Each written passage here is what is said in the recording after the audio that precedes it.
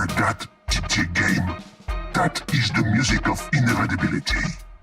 You sure know how to groove. I'm losing control. I almost forgot something. I will just be going now. I need to find my way out of this dimension. Wait! Remove my name! Et donc l'école est notre trésor collectif. C'est ce qui permet dans notre société de bâtir ce commun qu'est la République.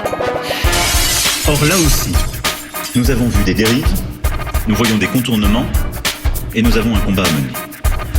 Aujourd'hui, plus de 50 000 enfants suivent l'instruction à domicile, un chiffre qui augmente chaque année. Chaque semaine, les recteurs et des rectrices découvrent des cas d'enfants totalement hors système.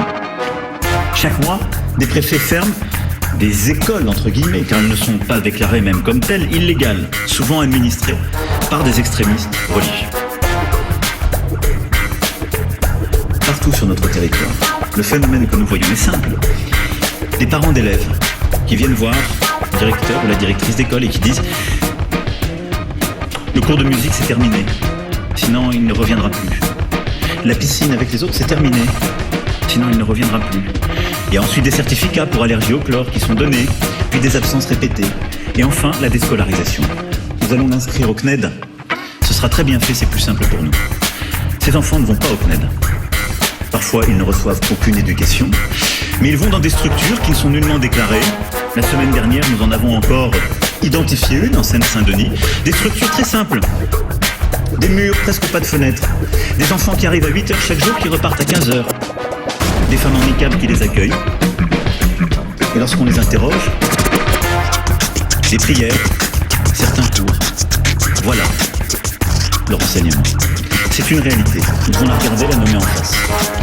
Et sur ce sujet, face à toutes ces dérives, qui excluent des milliers d'enfants de l'éducation à la citoyenneté, de l'accès à la culture, à notre histoire, à nos valeurs, à l'expérience de l'altérité, qui est le cœur de l'école républicaine. J'ai pris une décision, sans doute, et je la mesure, et nous en avons beaucoup débattu avec les ministres. Sans doute l'une des plus radicales depuis les lois de 1882 et celle assurant la mixité scolaire entre garçons et filles en 1969. Dès la rentrée 2021, l'instruction à l'école sera rendue obligatoire pour tous dès 3 ans.